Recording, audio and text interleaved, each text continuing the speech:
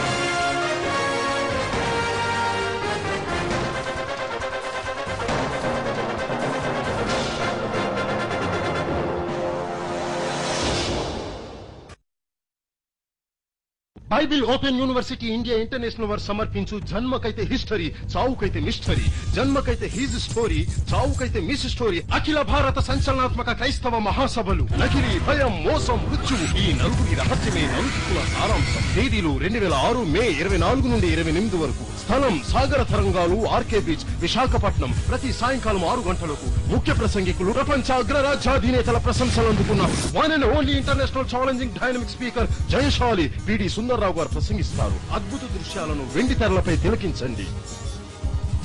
ప్రియమైన దేవుని పిల్లలారా, నా పట్టణ ప్రజలతో ఈ సాగర తరంగాల మధ్య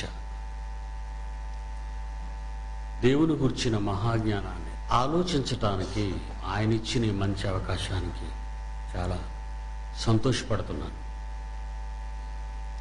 నేను పుట్టింది ఈ పట్టణంలోనే, నేను చదువుకున్నది ఈ పట్టణంలోనే, ఉద్యోగం చేసింది ఈ పట్టణంలోనే.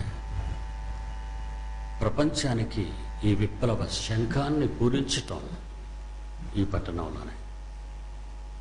ప్రియులారా, నేను మీ వాడనని చెప్పుకోవటానికి ఇప్పుడు గర్వపడతాను. ప్రపంచ పటంలో ఎప్పటికైనా విశాఖపట్నం దేవుని మహాజ్ఞానానికి కేంద్రం అని నిరూపించాలన్న ఆశతో, కోరికతో ఎన్నో యజ్ఞాలు చేస్తున్నాను. ఎన్నో సంవత్సరాల తపస్సు ఫలితాన్ని ప్రజల మధ్య ఉంచుతున్నాను. క్రైస్తవులు కానివ్వండి, క్రైస్తవేతరులు కానివ్వండి, క్రైస్తవ్యాన్ని మతంగా అనుకుంటున్నారు. క్రైస్తవులే దీన్ని మతం అంటే క్రైస్తవేతరులు మతం అనరా? మరి ఈ అశేష ప్రజల మధ్య నేను ఒక మాట చెబుతాను. క్రైస్తవ్యం, మతం అన్న పదం బైబిల్లో ఎక్కడా లేదు. మీరెందరో పండితులు చూసుంటారు, ఎన్నో పుస్తకాలు చదివి ఉంటారు, ఎన్నో డిగ్రీలు సాధించుంటారు. కానీ ప్రపంచానికి తెలియనిది బైబిల్లో ఉన్నది క్రైస్తవ్యం మార్గమే కానీ మతం అనే పదాన్ని ఎక్కడా దేవుడు ప్రయోగించలేదు. యూద మతం ఉంది, కానీ క్రైస్తవ మతం అని బైబిల్లో ఎక్కడా వ్రాయబడలేదు. ఈరోజు మనం భూలోకాన్ని తలక్రిందులు చేయువారము అని బైబిల్లో వ్రాయబడిన క్రైస్తవ్యం తలక్రిందులైపోవటం విచారకరం. అందుకే ఈ మహాజ్ఞానాన్ని సరికొత్త కోణంలో విద్యులు కానివ్వండి, పామరులు కానివ్వండి, ప్రతి ఒక్కరికి బైబిలులోని మహాజ్ఞానం చెప్పాలి. ఈరోజు మానవుడు వ్రాసిన శాస్త్రాలు, మన దగ్గర ఆంధ్ర యూనివర్సిటీ ఉంది, అందులో ఎంతోమంది ప్రొఫెసర్స్ ఉన్నారు, ఎంతోమంది మన పట్టణంలో శాస్త్రవేత్తలు ఉన్నారు, సైంటిస్ట్స్ ఉన్నారు. ఒక విషయాన్ని జ్ఞాపకం చేస్తాను మీకు. ఈ ప్రకృతిని చూసి ఎన్నో శాస్త్రాలు రాశారు వాళ్ళంతా.